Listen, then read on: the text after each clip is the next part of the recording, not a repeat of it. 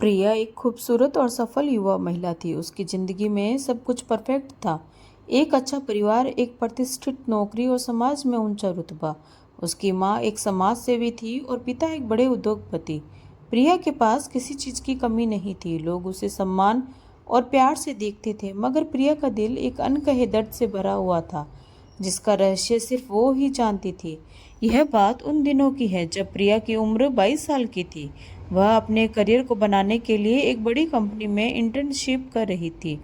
इस समय उसके जीवन में सब कुछ तेजी से बदल रहा था। उसकी माँ अक्सर उसे नसीहत देती थी कि वह जिंदगी में कभी घमंड न करे और दूसरों की भावनाओं की कद्र करे, लेकिन प्रिया को लगता था कि वो जो चाहती है वही सही है।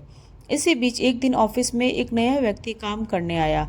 नवीन नवीन एक साधारण परिवार से था, लेकिन उसकी सोच और समझ बहुत गहरी थी। वह हमेशा शांत और सौम्य रहता था और लोगों से बहुत ही आदर से बात करता था। प्रिया को उसकी यह आदतें अजीब लगती थी। उसे नवीन के शांत स्वभाव से जलन होती थी, क्योंकि वह हमेशा अपनी बातों से लोगों को प्रभावित कर लेता था। प्रिया ने कई बार कोशिश की कि नवीन से ज्यादा ध्यान लोगों का उसकी ओर जाए, लेकिन नवीन के स्वाभाविक शालीनता और विनम्रता से उसे बार बार पीछे धकेल दिया। धीरे धीरे प्रिया के मन में एक अनजानी चिढ़ ने जन्म ले लिया। वह जब भी नवीन को देखती, उसका गुस्सा बढ़ता जाता। एक दिन ऑफिस में एक बड़ी प्रोजेक्ट मीटिंग के दौरान प्रिया ने जानबूझकर नवीन की बेइज्जती कर दी। उसने सबके सामने उसका मजाक उड़ाया और उसे तुच्छ साबित करने की कोशिश की। नवीन ने बिना कुछ कहे सब सहन किया। वह एक भी शब्द नहीं बोला। उस दिन के बाद से प्रिया ने महसूस किया कि वह अपने अंदर एक अजीब सी संतुष्टि महसूस कर रही थी, मानो उसने कोई जंग जीत ली हो। लेकिन यह जीत ज्यादा दिन टिक नहीं पाई। कुछ ही हफ्तों बाद कंपनी ने एक नया प्रोजेक्ट शुरू किया और इसके लिए दो टीमों का गठन किया गया। एक टीम का नेतृत्व प्रिया कर रही थी और दूसरी टीम का नेतृत्व नवीन को दिया गया। यह प्रिया के लिए एक बड़ा झटका था। उसे यह मंजूर नहीं था कि नवीन उसके बराबर खड़ा हो, लेकिन कंपनी ने यह निर्णय किया था। प्रोजेक्ट के दौरान दोनों टीमों ने अपने अपने तरीके से मेहनत की, लेकिन नवीन की टीम ने अधिक प्रगति की। हर किसी की जुबान पर सिर्फ नवीन का नाम था। प्रिया को यह असहनीय लगा। वह सोचने लगी कि उसे कुछ ऐसा करना होगा जिससे नवीन की छवि खराब हो जाए। एक दिन जब ऑफिस में सब लोग किसी मीटिंग में व्यस्त थे, प्रिया ने नवीन की टीम के डाटा में गड़बड़ी करने की योजना बनाई।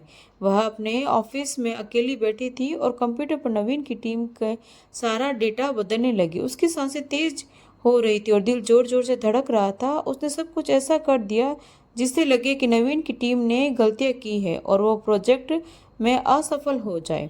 अगले दिन जब यह बात सामने आई कि नवीन की टीम का डेटा गलत निकला है, सभी उस पर शक करने लगे। प्रिया अंदर ही अंदर मुस्कुरा रही थी, लेकिन उसकी ये जीत ज्यादा दिन टिक ना सकी।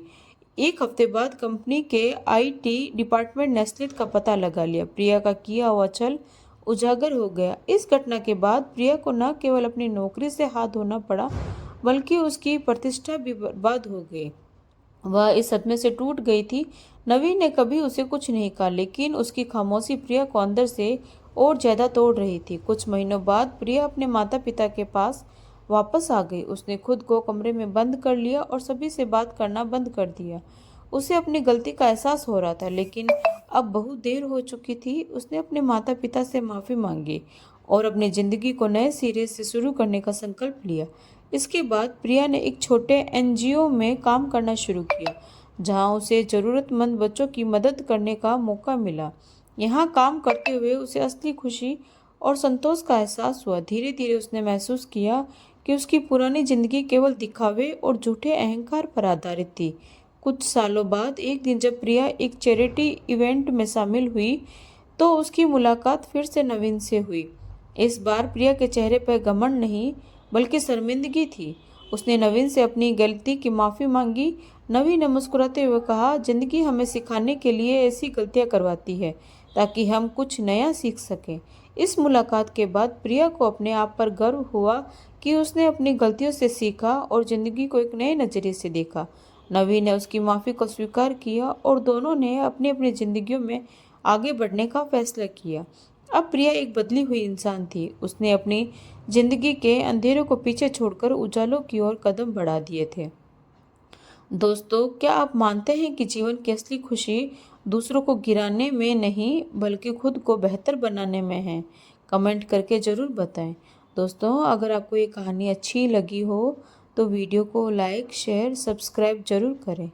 तो मिलते हैं एक नई कहानी के साथ। धन्यवाद।